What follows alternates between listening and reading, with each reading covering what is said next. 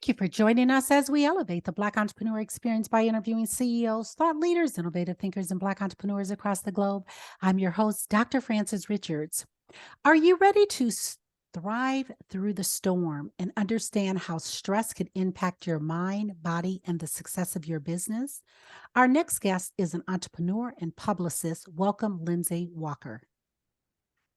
Thank you for having me. I've given our audience such a brief bio. Why don't you fill in the gaps and share with our audience what you'd like them to know about you and your business? Yeah, so my name is Lindsey Walker. I'm a publicist. I run a PR agency called Walker and Associates Media Group, where we amplify the voices of our clients in the beverage, beauty, box office, and business space. And I love God. I love publicity. I love connecting and meeting new people. And I love sharing my story, but also hearing the stories of other people. Tell us your why. Why do you do what you do? I do what I do for people that for so long have felt unseen, unheard, for people that produce great works in their various industries, but they haven't gotten the recognition that they deserve. Growing up, I was the girl who was always watching, award shows, all things entertainment. Like I loved hearing the stories behind some of our favorite musicians, now influencers, so on and so forth. And so that's what really, really sparked my interest and my why behind becoming a publicist and an entrepreneur. How did you get into the industry? Yeah. So as I said, like I was always watching the award shows. I was glued to the TV when the Grammys came on, and I've always been an avid reader. I love to read. I used to just consume book after book after book. Specifically in this case, fiction. I had just finished reading a fiction book where one of the characters was a publicist. And I was like, oh my gosh, that sounds great, because I always thought that I wanted to be a journalist. And so about 2 weeks after I, finished reading the book, I got the opportunity to participate in the St. Louis chapter minority journalism workshop of the National Association of Black Journalists. And we got to choose between being journalist or being publicist. And I was like, you know what? I wanna try out this PR thing. And I fell in love with it. I majored in math comm in college, and then I did a plethora of internships. And once I finished and graduated, I knew that like this was what I wanted to do. Talk about your book, Thriving Through the Storm. Yeah. Thriving through the storm is, I'd like to say, the first part of my memoir. It talks about my journey, going through stage 4 Hodgkin's lymphoma, having to endure 6 months of chemotherapy. So I walk readers through, my life before that, my life in the midst of that, and then also my life and the lessons that I learned, while healing and recovering within that process. And, you don't have to have a cancer diagnosis to read the book or to relate to it. I wrote it for women that have endured and or are currently enduring, certain storms and situations, so that they could know how to navigate, because it's not about what we go through, it's about how we choose to grow and go through it. What was your takeaway from that experience? Um, my first takeaway is that God is real, and there's no question within that for me, that God is a healer, and that by faith, I can conquer anything that is thrown my way. And that doesn't mean, when we talk about faith, that doesn't mean that moments are perfect. It just means that we're perfected through those moments and going through certain processes. You know, that was quite the journey for me. It while I was going through it, it seemed like it would be never ending. And sometimes, no matter the storms that we're facing, sometimes it just seemed like it'll never go away. Like, oh, I'll never get out of debt, or oh, I'll never, reach whatever milestone that we envision because this disruption is in our way. But then you get through it and you're like, that's what it was for. There are so many brands and businesses that are dominating. Talk about a brand or a business that's dominating that you admire and why. Yes, so that would hands down be Monique and Melvin Rodriguez of Maya Organics. They just got acquired through Procter and Gamble. It's a brand that I've been following since its start, and I'm so very proud of them. I have not. I did I did like a small snippet with Monique, but we have not worked together. But I just admire the work that they're doing and the heart behind their story. They're leaving so much legacy for so many Black-owned businesses, for so many aspiring Black-owned businesses, that you can create a product, you can bring it to market, you can have, longevity in the space, and you can do it on your own terms and in your own way. I want you to have a monologue. I want you to name this person, living or not. They've inspired you so much. Who is that person and what are you saying? I think one person comes to mind, and I feel like this is super I feel like who I'm about to say is super cheesy, but I'm gonna say it anyway because it's just me being authentic to who I am, since I have the space and the opportunity to do this. It would have to be Beyonce.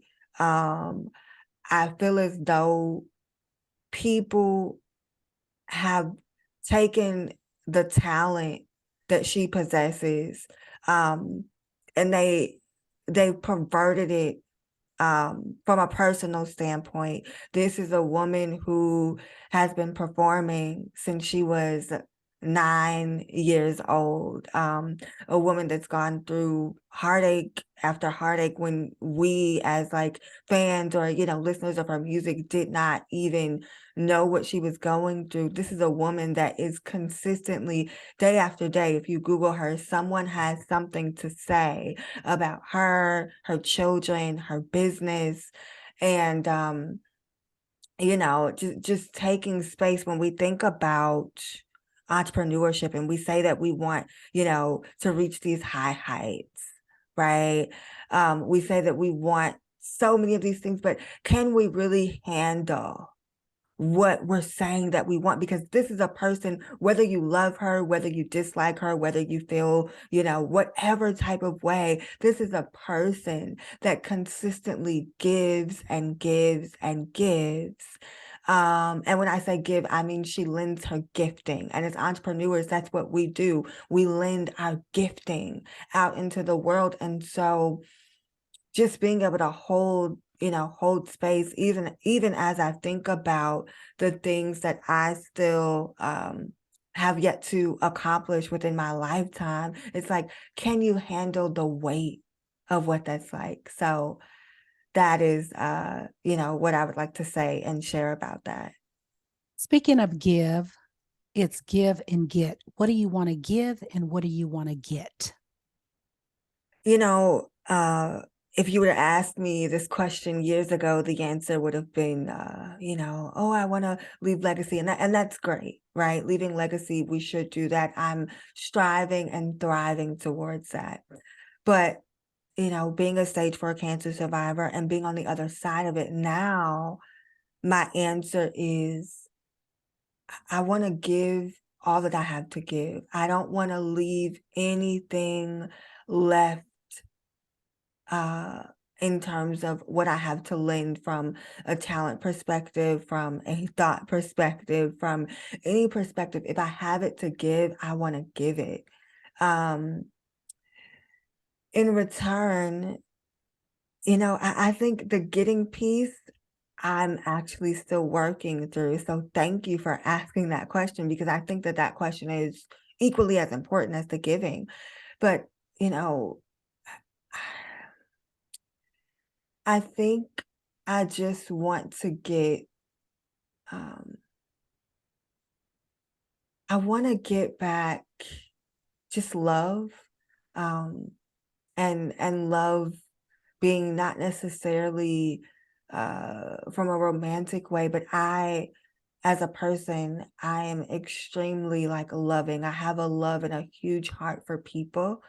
And so by my giving, I want to give back all the love that I can, all the generosity that I can, all of the prosperity that God has in store for me.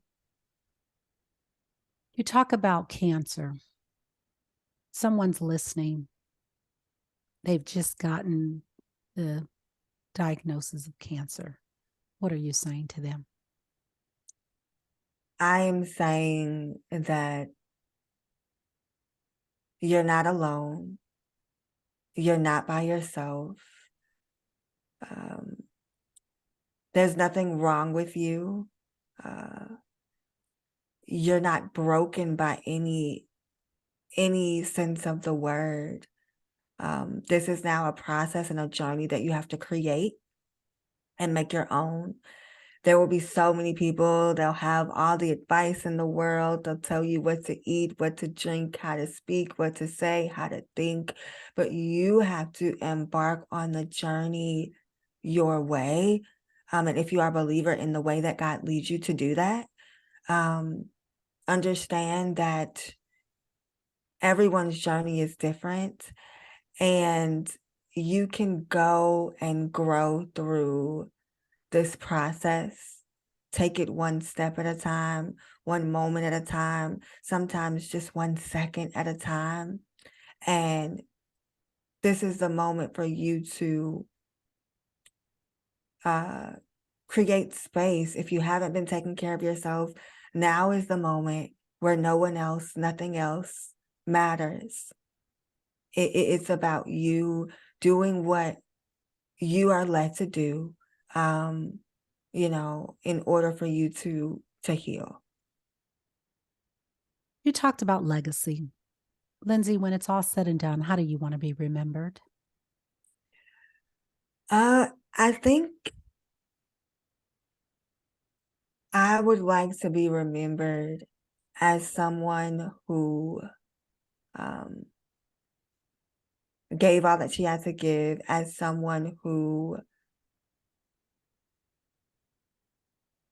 was inspiring, as someone who was full of integrity, kept her word, kept the faith, and ultimately pointed people to Christ in everything that she did. Whether you listen to me on a podcast, or whether you hear me speak, or whether you work with me as a client, that is how I would ultimately like to be remembered.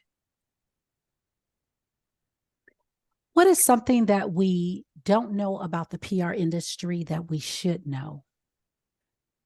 Um, I don't necessarily know if this is something that people don't know or don't care to remember.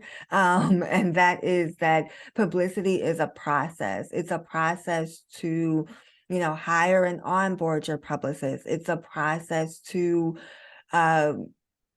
get featured. It's a process of pitching. Like, it's not an overnight thing. It's not something where you hire a publicist today, you're a millionaire tomorrow. You have to have strategy. You have to partner with your publicist to make your campaign a success. Advice you wish you had followed.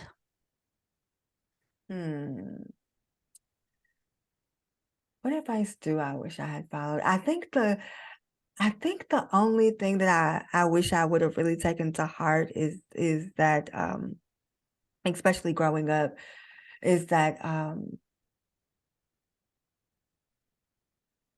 like, I matter.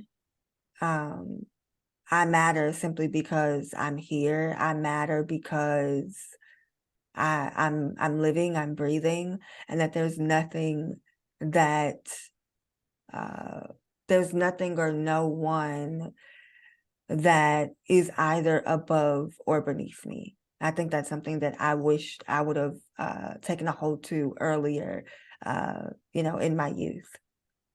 If you lost everything and you had to rebuild in 30 days, what industry and what business and why?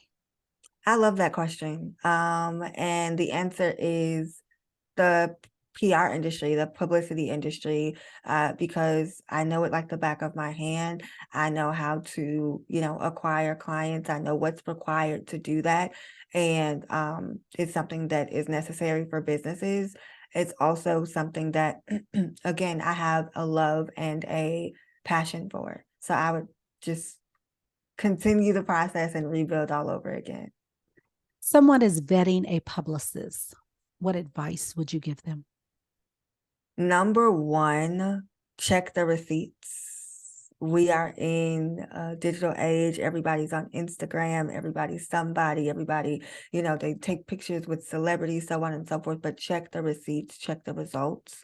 After you check the receipts and you check the results, make sure that you listen to their content, whether they've been, on YouTube, their reels, watch their content, consume their content, because 9 times out of 10, their content is going to show you who they are from a value perspective. So you can see if your values aligned even before you get on the phone with them. And two, the other aspect of that is 9 times out of 10 within their content, they also will tell you what the investment level is to work with them. And so before you get on a call, you can make sure that you have the budget to do so, to work with them. And then, of course, get on the phone, get on Zoom, have a conversation with them, make sure that their goals and what they envision for you is what you envision for yourself and beyond. And that's the advice that I would give. What do you need right now that you don't have to move the needle forward? I love, love, love, love, love this question. Um, as a Black-owned business, minority-owned business, a woman-owned business that was started out of directly out of college. So I started a little over 10 years ago. And one of the things that's always been a constant for me is funding, right? Many of us as Black entrepreneurs, we lack these same access to funding, right? That our counterparts do. So yes, currently to move the needle forward, we've done well within my business, but in order for us to take it to that next level, funding would be key. But not only funding, also access to a larger talent pool. I'm always looking for, contractors that we can bring on board. I'm currently right now looking to partner with schools at the collegiate level. So that we can create, and it's funny, I was just speaking to someone about this today, but I'm really looking to create like an intern to hire program with a school. So I've been reaching out to a couple of career advancement offices in different, schools among the HBCU circuit and beyond. But yeah, those are the two things that we're in need of.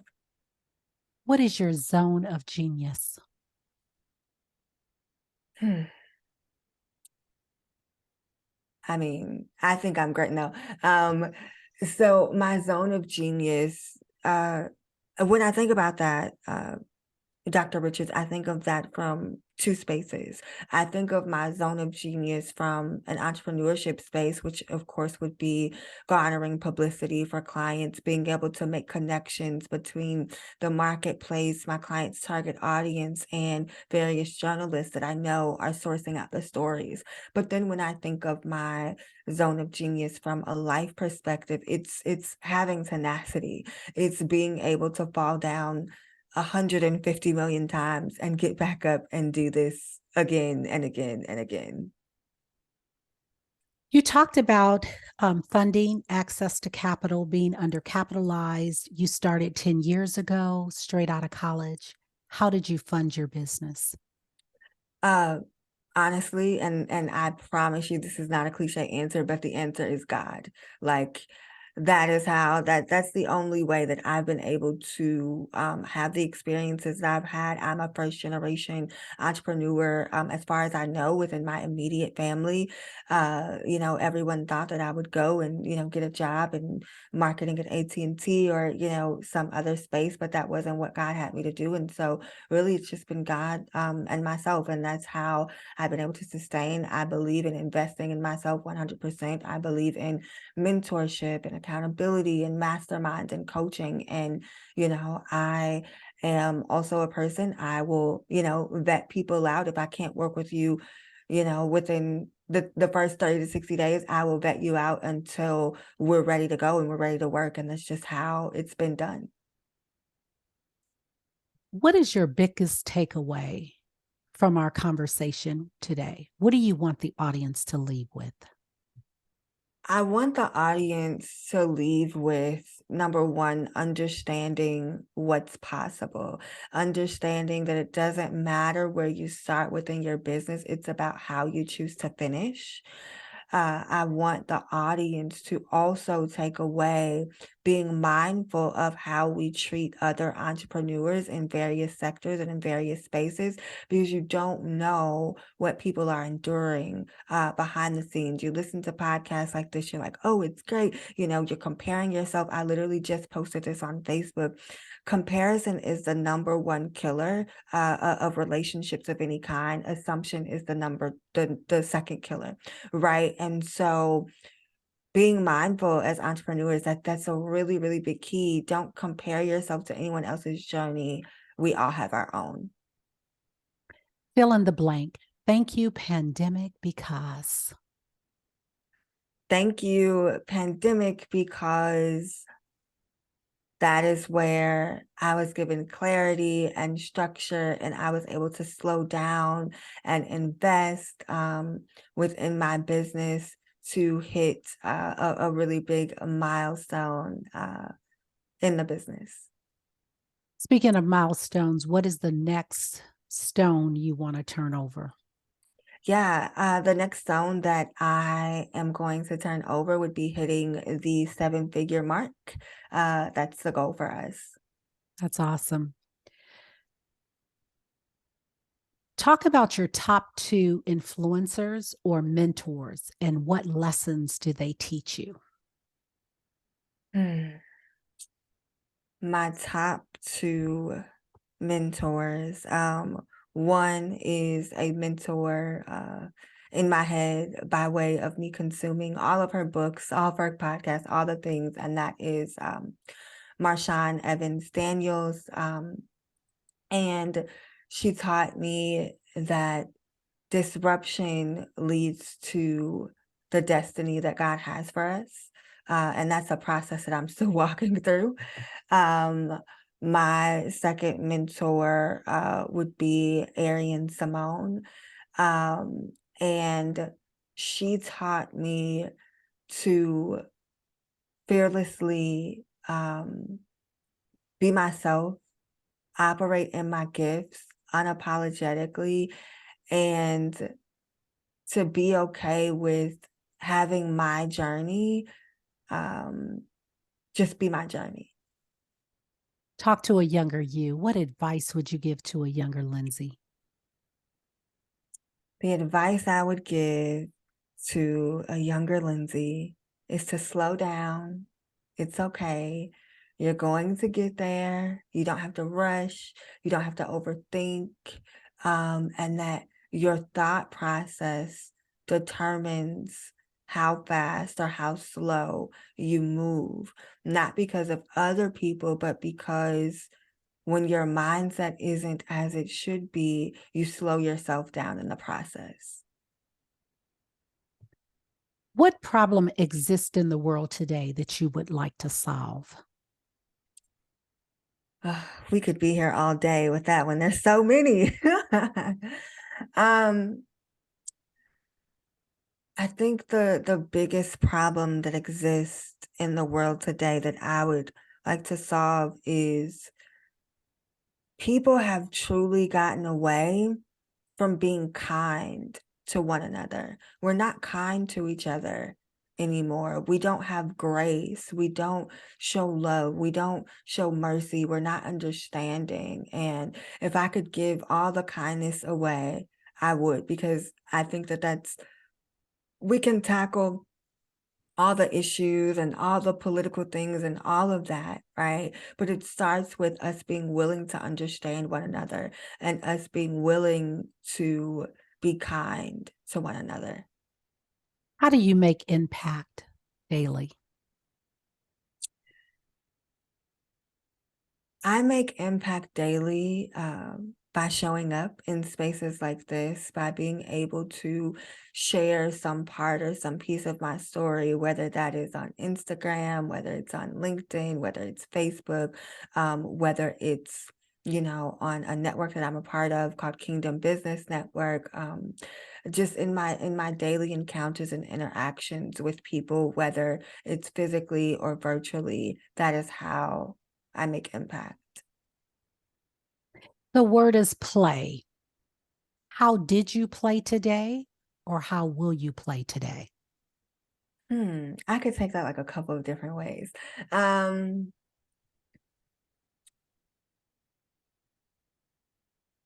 I've never like been stumped by a question. Let's see. Okay. So my goal for today and the rest of this week is to like play hard. I have to go hard on a couple of things. But when you ask me that question, it also reminds me like, hey, you can put a little play, a little fun into your day. So not quite sure what the fun aspect looks like, but maybe I'll catch some time to just scroll on TikTok or watch a bit of a 20-minute show or something on Netflix. What does self-care look like for Lindsey?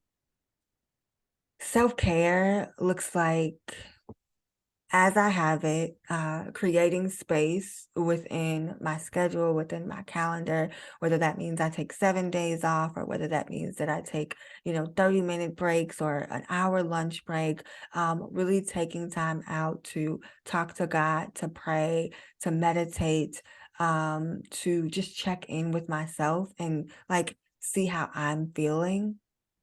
And then, of course, you have your leisure self-care things like going to get a massage, going out to eat, things of that nature. But also making sure that I have and I'm sticking to a part of my self-care journey, which is for me therapy, making sure that I'm going to the doctor. All of those things are in Lindsey's self-care arsenal. Talk about mental wellness and entrepreneurship. Oh, that's like a whole nother podcast episode, right?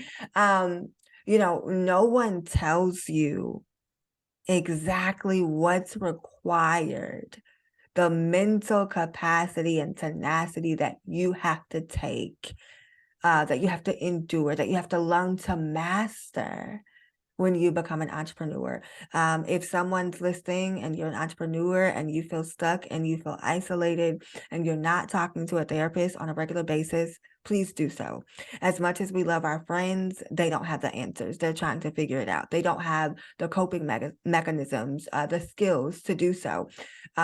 Make sure that along your entrepreneurship journey, you're definitely taking care of yourself mentally, because that's how you avoid burnout, mental breakdowns, and all of those things. So it's extremely, extremely important. What have you not done in life that you dream about often that you would like to do? There are a couple of things in that. So let's see. I have not yet been a voice actor. That's something I want to tap into. Uh, I also have not yet traveled outside of the country. That's something that I'll do soon.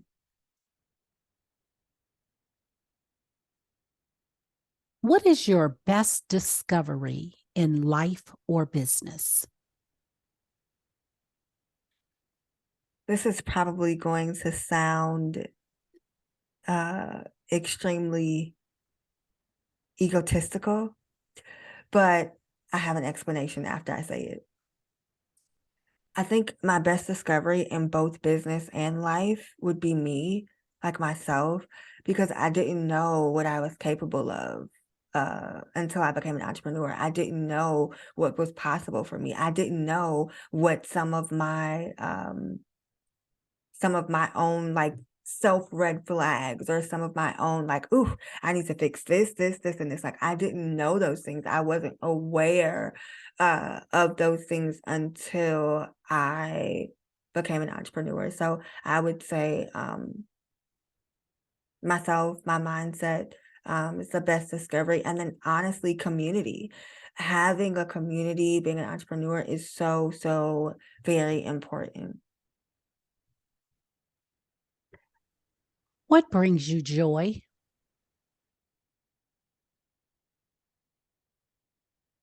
What brings me joy?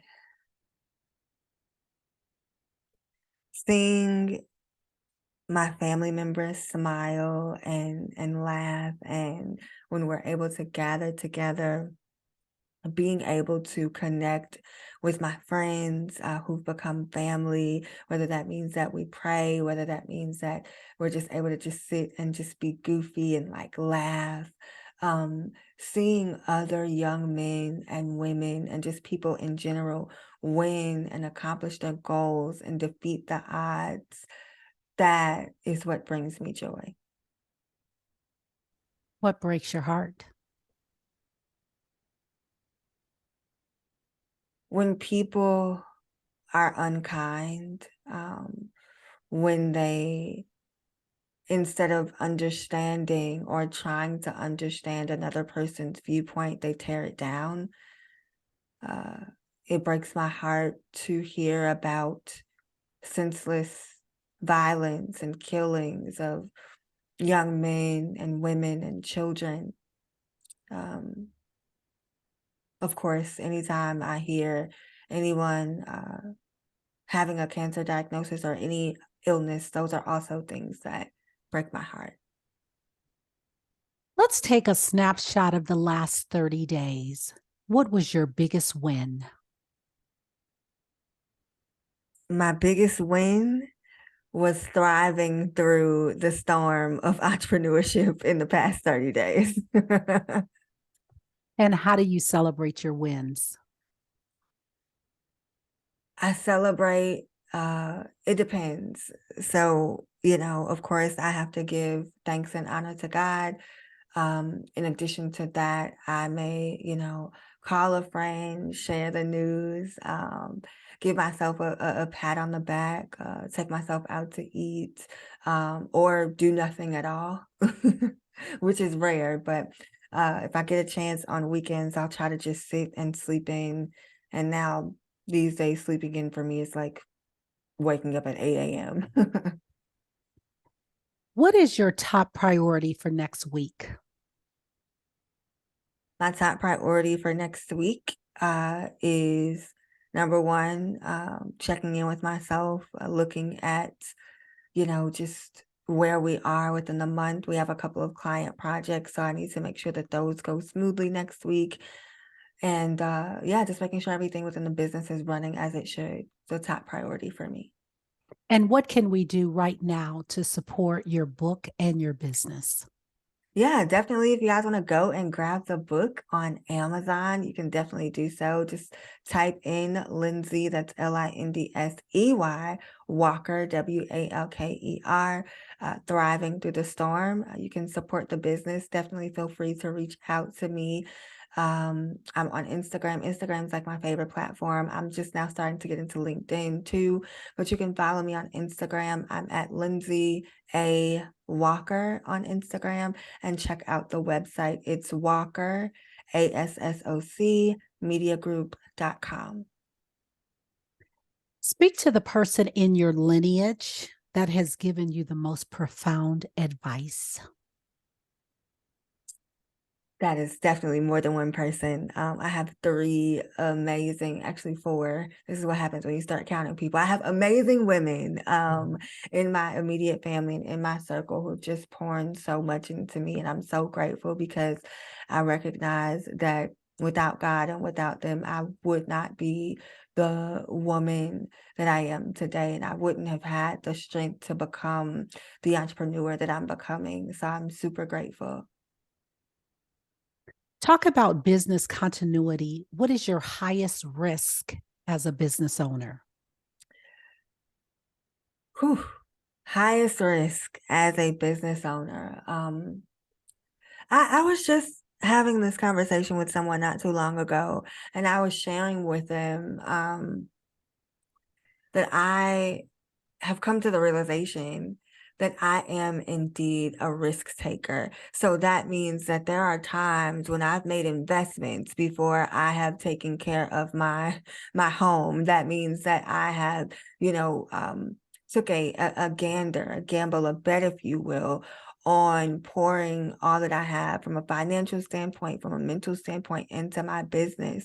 And that's a huge risk because it comes at a cost. And sometimes that means that, I don't see my family or my friends very often, even if I live in the same city, which also means that we need to do a boundary reset, another conversation, right? But ultimately, that's a very high risk of entrepreneurship is, your timing risk. You're pouring your all into something and you're like, is it gonna work out? Is it working out this month? What are we doing? And so, yeah, I would say that's the biggest and highest risk. If someone spent a whole day with you, what is something they would learn about you that they did not know? I think a lot of people would be extremely surprised to learn that I am a very goofy person. Believe it or not, I love to laugh. I love to have fun. I love to just be. I'm a homebody, and I have a very interesting sense of humor, and I'm extremely fluent in sarcasm. So. Talk about love, relationships, and running a business. Again, catch me for part 2 of the podcast. But no, love and relationship and running a business, those are all things that require work. And I think that sometimes we look at the lovey-dovey phases of being in relationship and we're like, oh, it's great until you have to, cancel things and the person has to understand that. So it takes a very, very strong individual to be in a relationship with an entrepreneur, especially if they are not an entrepreneur, because there has to be a lot of adjusting, a lot of moving parts. And but it's very well possible to be in a loving, fulfilling relationship and run a business. You just have to prioritize your time. Lindsey, if you conducted this interview, what is the one question you would have asked yourself? I want you to ask the question and answer it.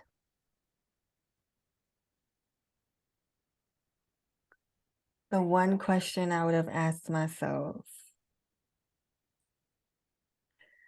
Lindsey, throughout all of the experiences, both good and bad, that you've endured, is it worth it? And how do you keep going? And the answer is yes, it's worth it 100 times over. No matter how frustrating things may be, no matter how impatient I may be at times for certain things to come into fruition or for them to move, it's worth it 100% because of the work that I get to do and the results within that work. And I keep going because of my faith. I keep going because I want to see like how far we can go.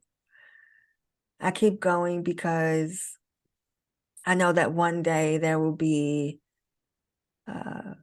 eyes that I will have to answer to as far as what I did with my life and how I did it. And I want to be able to say that this is the blueprint. This is it. Becoming Lindsey Walker. Talk about that. Becoming Lindsey Walker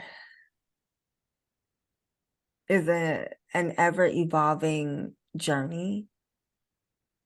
Becoming Lindsey Walker requires learning how to consistently adapt and get comfortable with being uncomfortable, learning to get rid of negative thoughts, negative mindset, any instances or residue of rejection.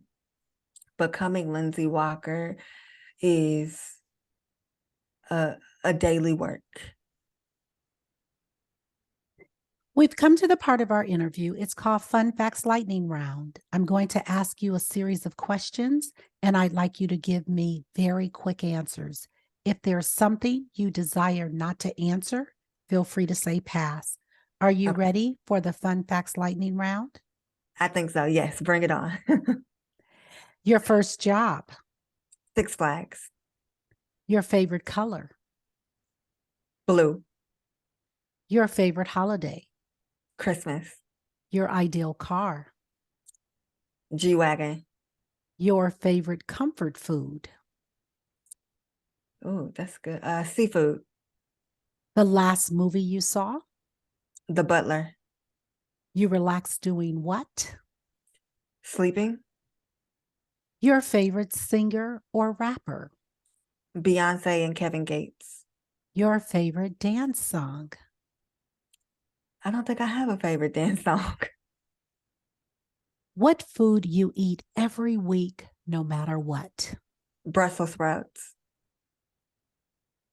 work out or hit the couch. Both.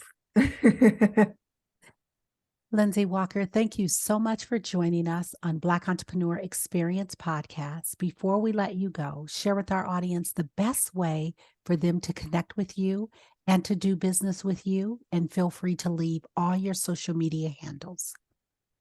Absolutely. So yes, please make sure you guys follow me on Instagram. Again, I'm at Lindsey, that's Lindsey Walker on Instagram. DM me. I will DM you back. I promise. It may take me a minute, but I'll do it.